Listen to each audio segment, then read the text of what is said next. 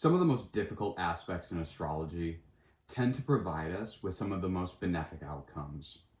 Oppositions and squares create internal and external situations that require us to showing up typically in areas of our life where we have been afraid to show up, where fear, insecurity, imposter syndrome, some sort of other anxiety, depression, hopelessness, or lack of self-belief prevents us from naturally and organically showing up in those areas of our life, and therefore then conflicts arise for us to prove ourselves and kind of test our worth, test our value, and if nothing else, practice those weakened areas of our lives.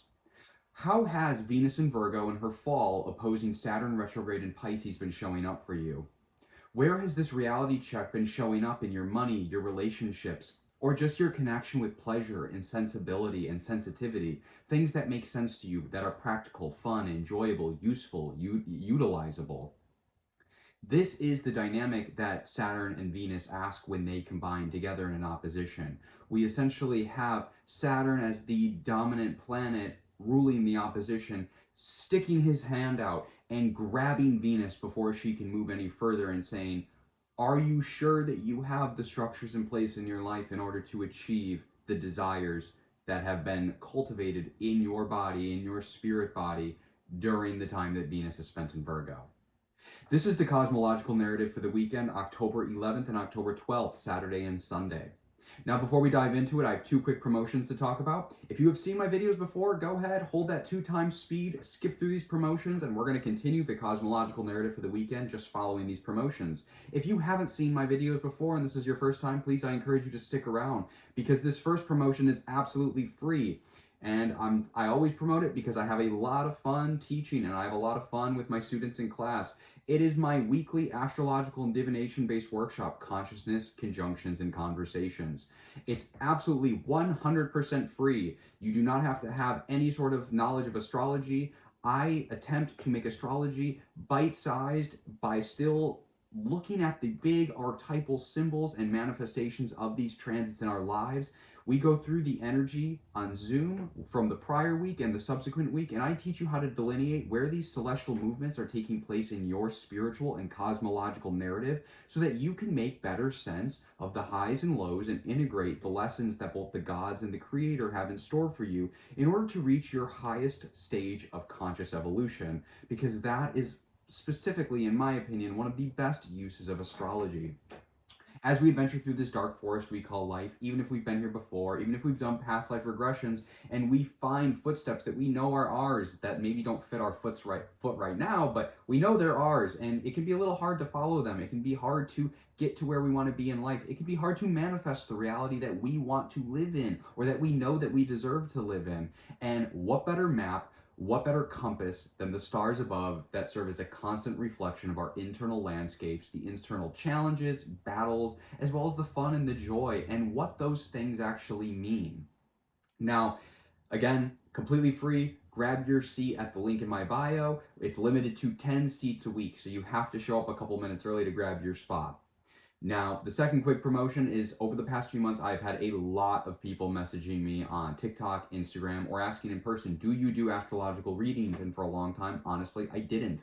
But now I do. I put together a menu. You can find it pinned to the top of my profile on both Instagram, TikTok. You can DM me on either of those platforms, or you can send me an email through the link tree in my bio, which goes directly to my email. And I offer situational and financial hardship pricing. So if you are affected by the current economy, do not fret. We are not going to let astrology, a sacred divinatory tool of conscious evolution and growth, be reserved for just the elite, the wealthy, those who can afford to get an astrological reading once a month for their lunar return. None of that. So just DM me, shoot me an email, let me know your situation, let me know what you can afford comparative to what's on the menu, and we will make something work. Now let's dive into the cosmological narrative for the weekend, October 11th and October 12th. Okay, so in one hand, we have a weekend that isn't super cosmologically impactful. There are no major transits this week that are probably going to destroy and disturb your life beyond stasis, beyond what you can bring it back into order. However, with that being said, we have a very fateful karmic Kite that is reforming in the sky this weekend, in conjunction with the Venus in Virgo opposing Saturn retrograde in Pisces. So the evening of the 10th, which is the day that you are probably seeing this video more than likely, which is Friday, Venus in Virgo in her fall is going to oppose Saturn retrograde in Pisces. And as I said at the beginning of the video, if you didn't watch yesterday's video that really broke down Venus opposing Saturn retrograde in Pisces, the easiest way to look at Saturn when he is in an opposition, because he rules an opposition, anything in opposition manifests in our current life will be for the benefit of whatever Saturn is trying to teach us as far as lessons go. So whenever Saturn is ruling his own opposition, it's almost like we can view Saturn as like this entity who's sticking out his hand and grabbing whatever planet is on the other side of that opposition. Now, if it's Mars, for example, that's like Saturn literally stopping us, holding our will and our drive and our impetuous energy to move forward and saying, hold on, pump the brakes, consider what you're doing. Do you have the structures in place to fly forward at the speed that you are driving? In a similar way, the Venus opposition will work, again, similarly.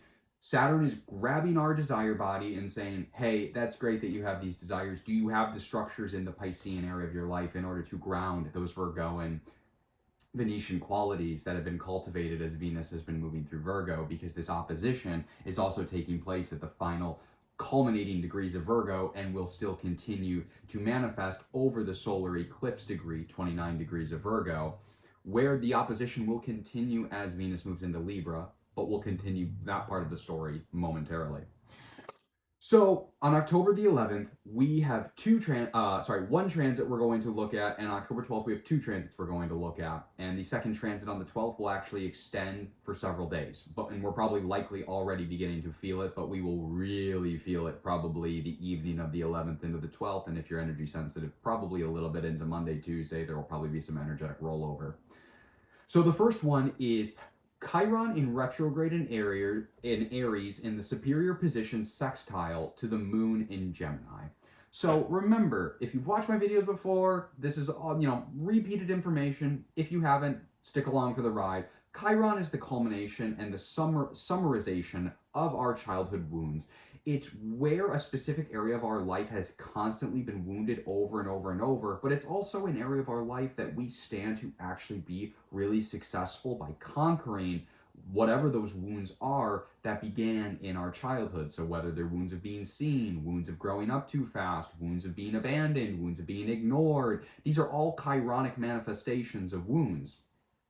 So when Chiron is in the superior sextile position, that means that the supporting planet, which in this case is the moon in Gemini, is working on behalf of Chiron in Aries. Now, a sextile is of the nature of Venus. So this is interesting because, again, we have this Venus opposition with Saturn that's taking place at the same exact time. It's happening overlap with this. And on the 10th, which is Friday, Venus in Virgo quincunxed Chiron in Aries. And remember in that video, if you watched it yesterday, again, this is review, that quincunx between Venus and Chiron in Aries suggests that in order for us to embody and achieve our Venetian desires that have been rebirthed in the Virgoan section of our chart, we're going to have to integrate and work through some sort of karmic childhood wound that Chiron represents, because whatever that wound is, that's the thing that's holding us back from achieving those Venetian desires. And that's essentially how astrology works when you're using it as an evolutionary tool. These aspects are constantly bouncing off of each other, growing off of each other, or molding off of each other to constantly put us into positions where we have to test our might, essentially. And this is a no different situation. So when Chiron is in the superior position sextile to the moon in Gemini, that means our emotional body is becoming very intellectual. Gemini wants to pull things apart. Sometimes Gemini is known as the sign of bipolar. And again, that's a shadow manifestation of Gemini. But think about the moon like that. The moon really wants to articulate and break things apart, make sense of them, pros and cons lists, and understanding things in the minutia. So when we're emotionally understanding and trying to pick apart our own emotional body, trying to make sense of, oh, I feel this feeling because X, Y, Z, well, it makes sense why this is coming just following the quincunx. The quincunx gave us a moment where we could feel our desire body being teased and pulled by this chironic wound, and it's like we are acknowledging. If you're doing the work, you see that the quincunx is essentially a moment of acknowledging that this wound has to be conquered in order to move through it. The next day, when the moon will sextile Chiron, it's like we're actually picking apart our emotional body and we're actually able to see, oh, I understand what this wound means in terms of achieving my Venetian desires. And this will essentially give us an opportunity to emotionally resonate with an opportunity or a leverage, a strategy to work through that chironic wound. Now, is it going to go away in one fell swoop? Absolutely not. But there's a clearer picture that's coming about in terms of all of our lives, that there is this wound in the Aries section of our chart that Chiron is reflecting, retrograde in our mind, reflecting to show us that we need to work through and integrate. Now, on the 12th, the moon will move into Cancer, which is its domicile, and it'll be in the superior position shrine to Mercury in Scorpio. So the moon really likes being in Cancer. It's the moon's home sign, and it's in the superior position, which in this situation means that whatever Mercury is bringing up from the underworld, because that's what Mercury does when he's in Scorpio, Mercury is bringing up elements, things, ideas, concepts, beliefs, actions that need to change. Something via perception that is showing us, oh, this has potential to qualitatively transform into our lives into something better. And this is where Mercury acts kind of like a detective, gets the detective rap in Scorpio. But with the moon in the superior position of Mercury in Scorpio, this suggests that Mercury is bringing about some sort of information in our life that's providing us fuel to transform something that will allow us to feel more emotionally nurtured in the Cancerian area of our life. And again, both directly and indirectly, we can connect this to Jupiter's storyline, where Jupiter has been giving us experiences and knowledge to gain wisdom about how to nurture, how to self-mother ourselves in the Cancerian area of our chart. Now, Jupiter is co-present with the moon in Cancer, and because the trine is of the nature of Jupiter, this is one of those times where, for thematic sake, you could technically replace the moon with Jupiter and trine that to Mercury. So this almost feels emotionally like a Jupiter trine Mercury moment. Now, Jupiter moments tend to kind of be a little bit rough as they first get off the ground, but then as we work through them, we see where this benefic quality that Jupiter brings us, Jupiter tends to bring us basically benefit through trial. Now, I wouldn't expect that with the moon trining Mercury. That's one part of the substitution that I don't think is tit for tat. But again, we can kind of look back as to what Jupiter's been teaching us about the Cancerian area of our chart and how we need to nurture ourselves. And this will likely be emphasized significantly on the 12th as the moon in our emotional body comes into that co-presence with Jupiter and allows Mercury to bring something into our awareness that needs to be transformed.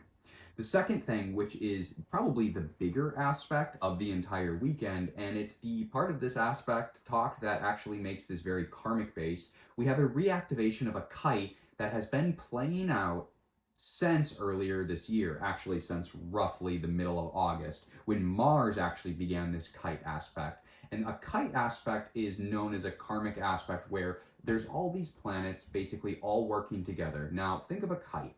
A kite is a minor grand trine at the top, and then it has long extensions out to the bottom. Think about a kite and a tail. So at the top of the kite, we have the Saturn-Neptune conjunction in retrograde. Neptune's still in Aries, Saturn's in Pisces.